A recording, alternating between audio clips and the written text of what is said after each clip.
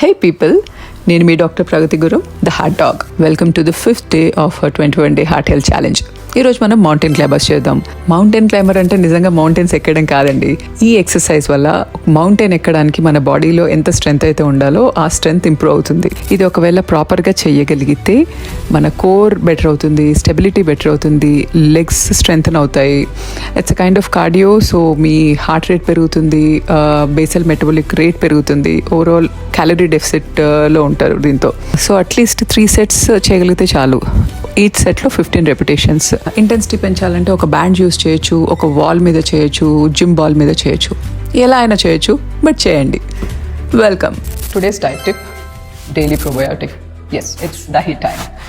Homemade low fat curd. So కర్డ్ని తీసుకొని either hung curd form or Greek yogurt form. So best source of probiotic. మనకు తెలిసిందే కర్డ్లో calcium ఎక్కువ ఉంటుంది, ప్రోటీన్ ఎక్కువ ఉంటుంది, దాంతోపాటు మనకి బాడీకి కావాల్సినంత హైడ్రేషన్ దొరుకుతుంది, ప్లస్ అడిషనల్ ప్రోబయోటిక్స్ ఉంటాయి. సో ఈ ప్రోబయోటిక్స్ మన గట్ హెల్త్కి, ఇంటెస్టైనల్ హెల్త్కి చాలా మంచి చేస్తాయి. ఎందుకంటే ఇంటెస్టైనల్ హెల్త్ బెటర్ అయినప్పుడు అబ్జార్ప్షన్ బెటర్ ఉంటుంది, ప్లస్ ఇన్ఫ్లమేషన్ కూడా తగ్గుతుంది. So directly it is linked to cardiovascular health. See you tomorrow with a new diet tip and a new exercise.